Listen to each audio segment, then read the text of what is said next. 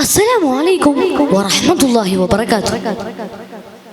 ബഹുമാനപ്പെട്ട ഉസ്താദുമാരെ, എൻ്റെ പ്രിയപ്പെട്ട മുത്താലിം സുഹൃത്തുക്കളെ, ഈ ബ്ലിങ്കിംബ്ലൂവിൻ്റെ പ്രൗഢഗംഭീരമായ വേദിയിൽ ഞാൻ നിങ്ങളുടെ മുമ്പിൽ ഒരു കൊച്ചു കഥ പറയാം. ശ്രദ്ധിച്ചു കേൾക്കണേ. എൻ്റെ കഥയുടെ പേര് വിസ്മയം തീർത്ത വിരുന്നു സൽക്കാരം. വിശപ്പ്, കൊടും വിശപ്പ്.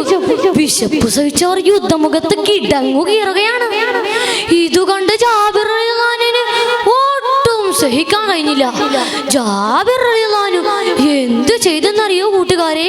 ഒരാട്ടിൻകുട്ടിയെയും അല്പം ഗോതമ്പ് മാവ് സംഘടിപ്പിച്ച് വേഗം തന്റെ വീട്ടിലേക്ക് മടങ്ങി. തന്റെ ഭാര്യയായ സുഹൈല ബീവിയെ വിളിച്ചു. സുഹൈല, ഓ സുഹൈല.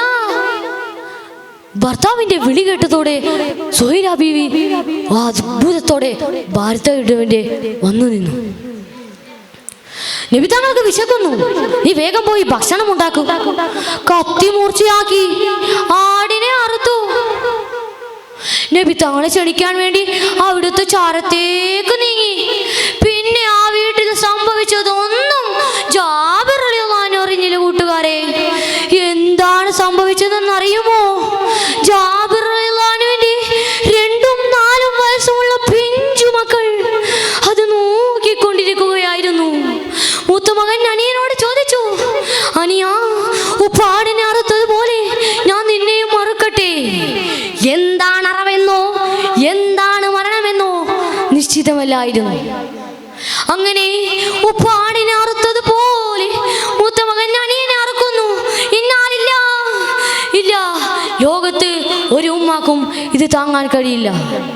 അങ്ങനെ മൂത്തമകൻ അടയാൻ പോകുന്ന കണ്ണുകൾ ഇക്കാക്കയെ തുറിച്ചു നോക്കി. പിഞ്ചു കഴുത്തിൽ നിന്ന് രക്തം ചാലിട്ടൊഴുകി. അങ്ങനെ ഇത് കണ്ട് എന്ത് ചെയ്യണമെന്നറിയാതെ തിടുക്കത്തോടെ അവിടെ വിട്ടോടുന്നു. ഓടുന്ന വഴിയിൽ മറ്റൊന്നുകൂടി സംഭവിച്ചു. മൂത്ത മകനും ഈ ലോകത്തോട് വിട പറഞ്ഞു. സുബ്ഹാനല്ലാഹ്, എങ്ങനെ താങ്ങും ഇത്? ഇല്ല, ലോകത്ത് ഒരു ഉമ്മാക്കും ഇത് താങ്ങാൻ കഴിയില്ല. സ്നേഹനിധിയായ സുഹൈല ബീവി എങ്ങനെ താങ്ങും ഇത്? അങ്ങനെ മുത്തുനബി സല്ലല്ലാഹു അലൈഹി വസല്ലമയും സ്വഹാബത്തും ജാബിർ റളിയല്ലാഹുവിന്റെ വീട്ടിലേക്ക് എത്തി. സുഹൈല ബീവി ആകെ ബേജാറായി.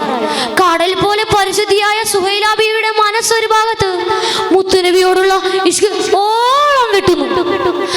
അങ്ങനെ ഓരോന്നാലോചിച്ചിരിക്കുമ്പോഴാണ് ജാബിർ റളിയല്ലാഹുവിന്റെ ഒരു വിളി. സുഹൈല, ഓ സുഹൈല. ആ വിളിയങ്ങ് കേട്ടതോടെ സുഹൈല ബീവിയുടെ മനസ്സിലേക്ക് ഒരു കുളിരങ്ങ് വീശി.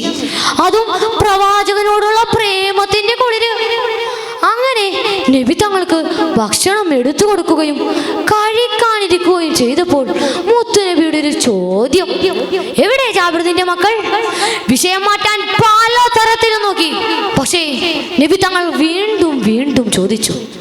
അവസാനം ജാബിർ റളിയല്ലാഹു കണ്ണീരിൽ കുതിർന്ന് ആ സത്യം നബി തങ്ങളുടെ മുമ്പിൽ അവതരിപ്പിച്ചു. നബി സല്ലല്ലാഹു അലൈഹി വസല്ലം തങ്ങൾ പറഞ്ഞു, ഞാൻ വിളിക്കാം നിന്റെ മക്കളെ. ഇബ്നു ജാബിർ, ഓ ജാബിറിന്റെ മക്കളെ, എഴുന്നേറ്റ് വരൂ. അത്ഭുതം, അത്ഭുതം. രക്തത്തിൽ മുങ്ങിക്കുളിച്ച 2 മക്കൾ അനുസരണയുള്ള മക്കളെ പോലെ എഴുന്നേറ്റ് വരുന്നു. അവരുടെ കണ്ണിനിത് വിശ്വസിക്കാൻ പോലും കഴിഞ്ഞില്ല. കൂട്ടുകാരെ, അങ്ങനെ ജാബിർ റളിയല്ലാഹു ഈ വിസ്മയം തീർത്ത വിരുന്നു സൽക്കാരത്തിന് സാക്ഷിയായി. പ്രിയരെ, മുത്തുനബിയോടുള്ള ഇഷ്ക്, മുത്തുനബിയോടുള്ള സ്നേഹം നമുക്ക് ഈ കഥയിൽ നിന്ന് മനസ്സിലാക്കാം. മുത്തുനബിയെ സ്നേഹിക്കാനും മുത്തുനബിയെ അനുസ്മരിക്കാനും നാഥൻ നമുക്ക് തൗഫീഖ് നൽകുമാറാവട്ടെ. അസ്സലാമു അലൈക്കും വറഹ്മത്തുള്ളാഹി വബറകാതുഹു.